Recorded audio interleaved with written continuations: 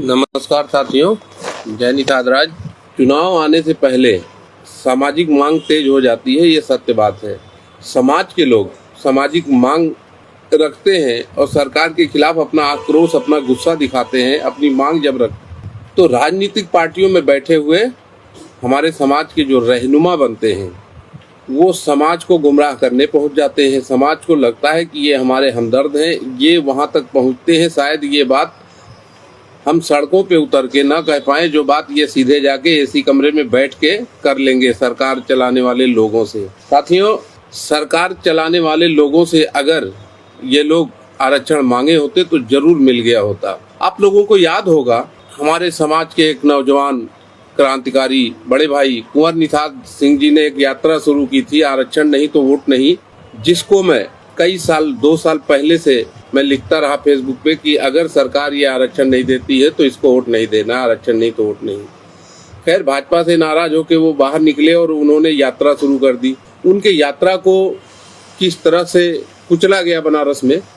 बहन सपना निषाद भी थी साथ में, और मेरा दुर्भाग्य था कि उस यात्रा को मैं जालौन वीरांगना फूलन देवी जी की धरती से आगे बढ़ाकर और मैं घर आया ताकि बनारस की यात्रा की तैयारी कर सकूं, लेकिन मेरा एक्सीडेंट हो गया। मैं भी बनारस में ही चंदौली डॉक्टर विनोद बिंद जी विधायक जो आज हैं मझवा मिर्जापुर से, उनके अस्पताल में। लेकिन मुझे बहुत दुख लगा कि हमारे आंदोलन को किस तरह कुचला गया, किसके सह पे कुचला गया। अगर समाज के राजनीतिक पार्टियों में बैठे लोगों की मंशा नहीं थी कि उस आरक्षण आंदोलन को कुचला जाए, तो हमारे साथियों को, हमारी बहनों को जब मारा पीटा गया, उस पे किसी बड़े नेता का या तमाम राजनीतिक पार्टी या संगठन चलाने वालों लोगों का बयान क्यों नहीं आया। खैर छोड़िए, अब सरकार बनाओ, अधिकार पाओ। 17 दिसंबर आप लोगों को याद होगा, रमाबाई मैदान लखनऊ निषादों ने भर दिया था। उसमें थोड़ा विद्रोह भी हुआ जब योगी मोदी मंच पे थे। योगी जी थे, अमित शाह जी थे और भारतीय जनता पार्टी के लोग थे। जयप्रकाश निषाद भारतीय जनता पार्टी के जो राज्यसभा सांसद बनाए गए थे, पूर्व विधायक बसपा चौरी चौरा गोरखपुर। शेरनी जिनको कहते हैं, जो सिर्फ बीजेपी के लिए कविता लिखती हैं, शेरनी दीदी संगीता बलवंत भी उस मंच पर मौजूद थी। वर्तमान में वो मंत्री थी। जयप्रकाश निषाद मंत्री चौरी रुद्रपुर, और राष्ट्रीय निषाद एकता परिषद और निषाद पार्टी की पूरी टीम के जो बड़े आला कमान है, जो समाज को सुधारने निकले थे, डॉक्टर संजय कुमार निषाद, जो आज महामना पॉलिटिकल फिशरमैन ऑफ गॉडफादर बन चुके हैं, वो भी अपने नरबंदर साथ मंच पे मौजूद थे। वहाँ समाज भी मौजूद था। पूरे रमा देवी पार्क में मैं भी था। आस लगाए पूरा समाज इंतजार में था कि कब हमारे समाज के नेता, हमारे रहनुमा इस देश को चलाने वाले, इस प्रदेश को चलाने वाले माननीय योगी जी के सामने अपने आरक्षण की बात रखेंगे, माननीय गृह मंत्री अमित शाह जी के सामने आरक्षण की बात रखेंगे। किसी नेता ने स्पष्ट रूप से आरक्षण की बात ही नहीं किया। उस मंच से घुमा फिरा के कहते रहे कि हमारे समाज की ये लड़ाई चल रही है, हमारे मालिक बैठे हैं, वकील भी हैं, जज भी हैं, घुमा फिरा के बातें कर दी गई। साथियों, अगर उस वक्त समाज को बुलाया गया था, उस वक्त उसी मंच से वकालत की गई होती, बहस चली होती वहीं पे, तो जरूर मिल गया होता। 1 अक्टूबर को लखनऊ बुलाया जा रहा है माननीय डॉक्टर संजय निषाद जी के द्वारा, जो कैबिनेट मंत्री हैं मत्स्य विभाग के। साथियों, समाज आरक्षण देगा। समाज को बुला के समाज को आरक्षण मांगोगे। आप अपने बेटे को लेकर बैठते हो और निषाद समाज की बात करते हो। बेटे को लेके जब योगी जी के सामने बैठते हो तो आप तो निकले थे समाज सुधारने। आप क्या कर रहे हैं साहब? परिवार सुधार रहे हैं। आप जब योगी के सामने बैठते हो तो समाज सुधारने की बात क्यों नहीं करते हो? तब तो आप अपने परिवार सुधारने की बात करते हो। ये जग जाहिर है, मैं अकेला नहीं कह रहा हूँ, पूरा समाज समझ भी रहा है, बोल भी रहा है, कह भी रहा है। ओम प्रकाश राजभर से भी मेरी शिकायत है। आप इतने बड़े पिछड़ों की बात करने वाले नेता हो, आपकी कोई पार्टी बहुत बड़ी नहीं है, लेकिन आप अपने साथ किसी ओबीसी जाति के नेता को साथ में न लगा करके आप अपने बेटे को लेकर जब जाते हो तो आपकी मंशा साफ झलकती है कि आप पिछड़ों के हितैषी नहीं हो, आप अपने परिवार के हितैषी हो। आप लोग परिवार सुधारक हो। आप लोगों को वो चांस मिला है, वो मौका मिला है उनके सामने बैठ के बात करने का, जिसके पीछे आपके समाज के, हमारे समाज के लाखों नौजवानों ने रोंडा लेके पुलिस का मार खाए हैं, भूखे प्यासे रोड नारा लगाए हैं, दीवालों पे लिखे हैं, गाली खाए हैं, पोस्टर चिपकाए हैं, तब आपको वो पावर मिला है उन लोगों के सामने बैठ के बात करने का। क्या हुआ उन नौजवानों का जो आपके साथ है, आपको ऊपर भेजने के लिए जो संघर्ष कर रहे थे कि ये साहब जाएंगे और हमारे हक अधिकार की बात करेंगे, उन सारे समाज के माता बहनों का, नौजवान साथियों के मेहनत पे आप लोग पानी फेर देते हैं जब अपने बेटे को साथ लेके बैठते हैं इस देश को चलाने वाले, इस प्रदेश को चलाने वाले के सामने। क्योंकि वहाँ क्या खुसर पुसर हुई वो बाहर पता न चले। आप क्यों नहीं अन्य समाज के साथियों को साथ लेके जाते हैं, तब आपकी असलियत पता चलती कि वहाँ आपकी क्या बात हुई। समाज सुधारने की बात कर रहे थे कि परिवार सुधारने की बात कर रहे थे आप लोग? कब तक ये समाज सुधारक का चोला ओढ़ के परिवार सुधारक बने रहेंगे आप लोग? 1 अक्टूबर को समाज आरक्षण देगा, समाज की जेब में आरक्षण है। क्यों बुलाया जा रहा है आरक्षण के नाम पे? क्यों गुमराह किया जा रहा है आरक्षण के नाम पे? आज बड़े कश्यप निषाद बिंद एकता समन्वय टिकट की बात आती है तब आपको कश्यप निषाद बिंद कहाँ चले जाते हैं? उनके लिए आप बात क्यों नहीं करते हो? तेज तर्रार नौजवान आपके संगठन, आपकी पार्टी में है, आप अपने प्रदेश अध्यक्ष को लेके जाते अपने बेटे की जगह। अनहरा बांटे घरे घरान। साथियों, वहाँ जाके क्या मिलेगा? इनकी 3 घंटा की वही रटी रटाई बातें। बोलो, हाथ खड़ा करो, उठो। क्या मिला शहीद अखिलेश निषाद की हत्या के बदले? आप अखिलेश से भी बात करने पहुँच गए, योगी मोदी से भी बात कर रहे हैं। क्या कभी उनके सामने अखिलेश निषाद की हत्या की बैठ के आपने बात किया था? अगर आपकी नीयत साफ होती, आपकी मनसा साफ होती, तो योगी जी के सामने, अमित शाह जी के सामने, मोदी जी के सामने बैठ के आप अखिलेश निषाद की हत्या की बात करते कि साहब हमारे समाज का एक नौजवान कुर्बान हो गया। पूछते क्यों हुए, तब आप बताते ये मुद्दा था, हमारा समाज आंदोलित है। क्यों नहीं वहाँ पे आप लोग ये बातें रख पाते हैं? जैसे ही समाज के छोटे छोटे संगठन, क्रांतिकारी साथी, नौजवान साथी अपने हक की आवाज को बुलंद करने लगते हैं, आवाज उठने लगती है सरकार के खिलाफ, तो सरकार हमारे ही समाज के ऐसे दलालों को, सौदागरों को चिन्हित करके भेज देती है कि जाओ इनका फन कुचल दो, और हमारे आंदोलन का फन कुचल दिया जाता है। कब तक ऐसा होता रहेगा? साथियों, आरक्षण समाज नहीं देगा, समाज नहीं देगा, सरकार देगी। सरकार से मांगो साहब। मुझे समझ में नहीं आता है, आप डेली उनसे मिलते हो, आपके दोस्त हैं, आप चिट्ठी भी लिखते हो, लेटरबाजी भी हुई, बहुत कुछ हुआ, कभी किसी चिट्ठी का जवाब नहीं आया, तो आपने समाज को बताया क्यों नहीं कि मैं चिट्ठी देता हूँ, मेरे चिट्ठी का जवाब नहीं आता है? मेरी शिकायत समाजवादी पार्टी के लोगों से भी है। लोग, कश्यप समाज के लोग मुझसे नाराज हो गए थे कि मैंने एक बार कुछ बुरा भला लिख दिया था, आवेश में आकर, गुस्से में आकर राजपाल कश्यप जी को। साथियों, आप लोगों को फिर मैं दोहरा के लेके चलता हूँ कि 22 दिसंबर 2016 को जब सपा सरकार जाने को थी, विदाई का टाइम था, आखिरी वक्त था, तो उस समय उन्होंने 17 पिछड़ी जातियों को परिभाषित करके शासनादेश जारी कर दिया। और वो शासनादेश के खिलाफ भारतीय जनता पार्टी, कहे ऐसे सूत्रों से खबर मिलती है कि भारतीय जनता पार्टी के ही लोग, अम्बेडकर ग्रंथालय महासभा गोरखपुर के लोग जाके उसके खिलाफ याचिका दायर कर दिए। ये याचिका दायर की, ये सत्य बात है। वो बीजेपी से कनेक्टेड लोग हैं, ये सूत्रों से मिलती है खबर। जब हमारे समाज के लोग, हम लोग खुद इलाहाबाद पहुंचे तो वहाँ 3-4 संगठनों ने कैविएट दाखिल किया था। तारीख लगती है 9 फरवरी, पहली तारीख लगी 29 जनवरी, फिर तारीख लगी 9 फरवरी। 9 फरवरी को तमाम समाज के संगठन के लोग, माननीय चाचा जी श्री चौधरी लौटन राम निषाद, संतोष साहनी उस समय सीसी के अध्यक्ष थे, जिनके तरफ से भी कैविएट दाखिल था, गुरुजी राम किशन निषाद जी फैजाबाद, राम प्रसाद निषाद जी फैजाबाद, और प्रेमचंद निषाद जी गोरखपुर, और समाज के तमाम साथी वहाँ मौजूद थे।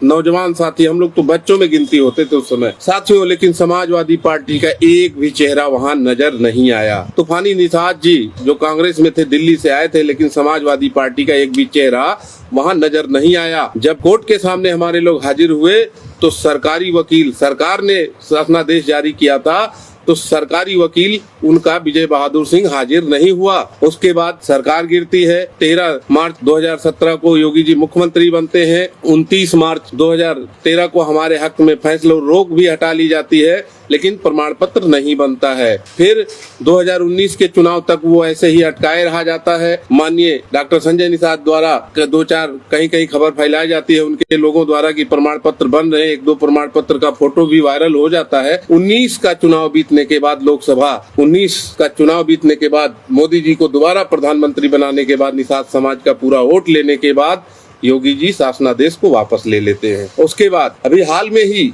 माननीय हाई कोर्ट ने सारे नोटिफिकेशन वापस ले कर दिए। कोई सुनवाई नहीं होगी उस मुद्दे पे। अब हमारे नेता समाज को बुला के समाज से आरक्षण मांगेंगे। एक भी नेता सरकार में बैठा हुआ अपना इस्तीफा नहीं दिया। अगर ये परिवार सुधारक नहीं होते, समाज सुधारक होते तो समाज के लिए इतनी सी कुर्बानी दे सकते थे। साथियों, कुछ बेरोजगार नौजवान हमारे साथी जुड़े हैं जिनको रोजगार मिला हुआ है। समाज को किसी तरह ठग के चंदा लेके उनका बीमा कराओ, उनका तालाब का पट्टा कराओ। श्रमजीवी, श्रमिक करने वाले लोगों को कहा जाता है मत्स्यजीवी। प्रकोष्ठ बंद। कितने लोग मत्स्य जीविका चला रहे हैं? समाज में कितने % लोग मत्स्यजीवी हैं जिनका मत्स्य पालन से उनके बेटा बेटी का पालन पोषण पेट भर रहा है, रोजगार चल रहा है। यार, भारत बराबरी की बात कर रहा है और हम अभी मत्स्यजीवी प्रकोष्ठ में ही बैठे हैं। ये सब क्या हो रहा है? क्यों समाज को गुमराह किया जा रहा है? क्या होने वाला है? जब समाज के लोगों ने एकजुट होकर के, मैं कहता हूँ, आरक्षण की लड़ाई लड़ना है, आ जाओ सड़कों पे। पूरे देश से लोग, प्रदेश से निकल करके अपने अपने संगठन का बैनर लगा लो, आ जाओ सड़कों पे, घेर लो चल के सरकार को। सब लोग अपने अपने संगठन का बैनर लगाओ, पार्टी का बैनर लगाओ, औकात सामने आ जाएगी। आप लोग नहीं आते हैं क्योंकि आपने आज तक सच्चे में 10, 100, 200 कार्यकर्ता जोड़े ही नहीं है। समाज में जब सबके सामने आएंगे ना, आप लोगों की औकात पता चल जाएगी कि आपके साथ लोग कितने हैं। रैली में पैसा दे के बुलवा लिया जाता है दिहाड़ी पे लोगों को कि चलो 200 रुपया मिलेगा, वहाँ नेता आ रहे हैं, भीड़ दिखा दो। सच्चे सिपाहियों को आप लोगों ने कितने लोगों को जोड़ा है जो निस्वार्थ भाव से आपके साथ तन मन धन से लेके झंडा आपके साथ चल पड़े रोड पे। संगठन और पार्टियों की गिनती करी जाए तो एक पेज में नहीं है नाम आएंगे, दूसरा पन्ने पे लिखना पड़ेगा, तीसरा पन्ना लिखना पड़ेगा। लेकिन उतने संगठनों के 2-2 लोग भी नहीं आएंगे। ये हालात हैं। सबको बड़ा पड़ी है, मैं राष्ट्रीय अध्यक्ष बन जाऊं, मेरा पहले पेज पे फोटो आ जाए, मैं योगी जी से बात कर लूं, मैं अखिलेश जी से फोटो खिंचवा लूं, बाकी लोग नीचे रहो। तब मैं उस बात पे आता हूं। राजपाल कश्यप जी, अखिलेश निषाद के प्रतिमा का जब अनावरण हो रहा था तो उनको बुलाया गया अनावरण के लिए। किनको? राजपाल कश्यप जी को। समाजवादी पार्टी के नेता थे, MLC थे। तब वहां पे भाषण दे रहे थे। हमारी सरकार ने आरक्षण दिया। एक बार भी नहीं कहा कि हमारी सरकार में अखिलेश निषाद की हत्या हो गई। हत्या अगर हो गई सरकार के पुलिस की गोली से नहीं हुई तो आपकी सरकार ने CBI जांच क्यों नहीं किया? अगर सरकार से हुई तो आप उस बात को क्यों नहीं कह रहे? वहां पे कहा कि मेरी सरकार में हमारे समाज के लोग आरक्षण की मांग कर रहे थे, दुर्भाग्य से सरकार के द्वारा, पुलिस कर्मियों के द्वारा गोली चली और हमारा भाई शहीद हो गया। आप अपने दामन से उस दाग को हटाने की कोशिश कर रहे थे। उस मंच पे जा करके इत्तेफाक से मैं भी पहुंच गया और 38 मिनट इनका भाषण सुनने के बाद, जब इनके तुरंत बाद मुझे मंच पे बुलाया गया, मैं कोई नेता नहीं, मैं कोई भाषण नहीं देता, मैंने तुरंत माइक से रोका। ये तुरंत चल दी अपनी गाड़ी में बैठ के। मैंने कहा, नेताजी, राजपाल कश्यप जी, मेरी भी 2 मिनट की बात सुनते जाओ। अभी आपने कहा कि हमारी सरकार ने, समाजवादी ने आरक्षण दिया और निषाद समाज, हमारे कश्यप समाज को लेना नहीं आया। तो मैंने उनको बताया कि 9 फरवरी को आपके वकील, सरकारी वकील और आप समाज का नेतृत्व कर रहे थे। शंखलाल मांझी जी समाज का नेतृत्व कर रहे थे, निषाद समाज की तरफ से विशंबर प्रसाद जी नेतृत्व कर रहे थे। राज्यसभा में बात उठाते हैं, वहाँ क्यों नहीं आए पैरवी के लिए? इतने लोग नेतृत्व कर रहे थे। आपके सरकार ने शासनादेश जारी किया था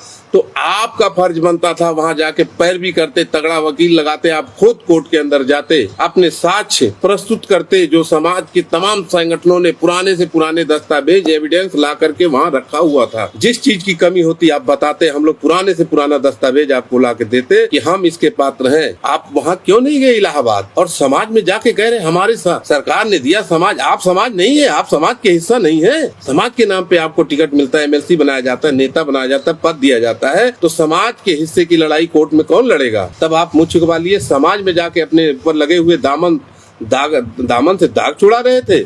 मैंने उनको एक छोटी सी कहानी बताया कि एक बनिया के दुकान पे कोई ग्राहक तेल लेने चला गया। मान लो ग्राहक निषाद समाज था। बनिया के तेल देने और ग्राहक को तेल पकड़ने में तेल छूट के गिर गया। अब बनिया चालाक था, हमारे माननीय राजपाल कश्यप जी जैसा। उसने कहा कि चलो भाई, आपका कोई बुरा ग्रह टल गया, यानी कि नुकसान ग्राहक का हुआ। उसके कहने का मतलब था मैं तो अपना पैसा ले लूंगा। ग्राहक समझदार है, उसको गुस्सा आया। उसने बनिए की दुकान का पीपा उठा के बाहर फेंका तेल का और कहा, ले भाई, तेरे पूरे परिवार का बुरा ग्रह टल गया। तो मैंने राजपाल जी से कहा कि आप जो गुमराह किए, आप वहां नहीं गए, कबूतर की तरह अपनी आंखें बंद कर लिया। आपको लगा वहां कोई है नहीं, कोई देख नहीं रहा। तमाम संगठन के लोग वहां थे और वहीं से आक्रोशित होकर के गए और 2017 में आपकी सरकार को ही उठा के फेंक दिया। निषाद समाज का भला नहीं हुआ तो उसी आक्रोश में निषाद समाज ने आपको जड़ से उखाड़ के फेंक दिया। नाको चने चबा रहे हैं आप लोग, दर दर भटक रहे हैं। एक दिन कोर्ट में खड़े हो गए होते तो गली गली की खाक नहीं छाननी पड़ती। निषाद समाज इतना बड़ा समाज है, आपके साथ ऐसे यूं ही खड़ा हो जाता और आपको फिर सरकार सत्ता में भेज देता। साथियों, मुझे क्या कहूँ, मैं सभी नेताओं को तो नहीं, लेकिन कुछ लोग हैं जिनका सिर्फ मंसूबा है मंत्री बनना, एमएलसी बनना, सौदा करना। पता नहीं कौन सा इनके आंखों पे पर्दा चढ़ जाता है। जब ऊंचे पहुंचते समाज को भूल जाते हैं, जब वहां से फिर गिरते हैं फिर समाज को चिल्लाते हैं। समाज वालों मुझे बुला लो, मैं संगठन बनाऊंगा, मैं आगे लेके चलूंगा, मेरे घाव पे जख्म मलहम लगा दो। जब ये गिरते हैं, इनके पिछवाड़े की हड्डी टूट जाती है, कोई पूछता नहीं है, तब ये सामाजिक संगठन बना करके और समाज के लोगों को फिर से गुमराह करने की कोशिश करने के लिए चल देते हैं। मेरा एक सीधा सा सवाल है, मैं किसी नेता का विरोध नहीं करता हूँ, पर इतना जरूर कहता हूँ कि जिस तरह से समाज में इनको एमएलसी बनने पे, राज्यसभा बनने पे इनका स्वागत समारोह रखा जाता है, उसी तरह एक समारोह रख के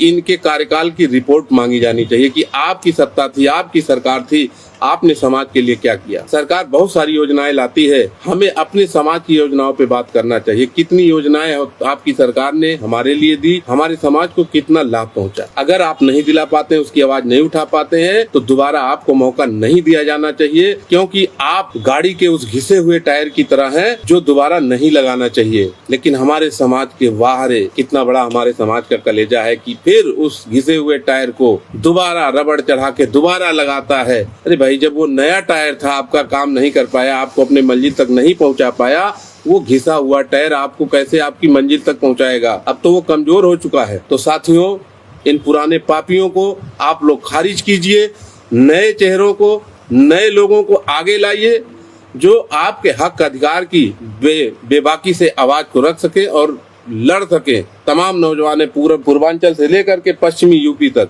पुराने पापियों से, इनको कहीं पुत्र मोह मार डालेगा, कहीं इनको कोई मुकदमा पुराना इनको भयभीत कर देगा, कहीं इनके ऊपर जांच के भय इनको सताएगा। नौजवानों पे कोई, ना उनके अभी इतने बड़े बच्चे हैं, ना उनको बच्चे ही हैं कि वो अपने बच्चे के लिए एमएलसी पद मांग लेंगे, टिकट मांग लेंगे। एक बार चांस दे के देखिए, जरूर आप लोगों के साथ बेहतर होगा। पुराने पापियों का साथ छोड़िए। नमस्कार, जय हिंद, जय महर्षि कश्यप, जय निषाद।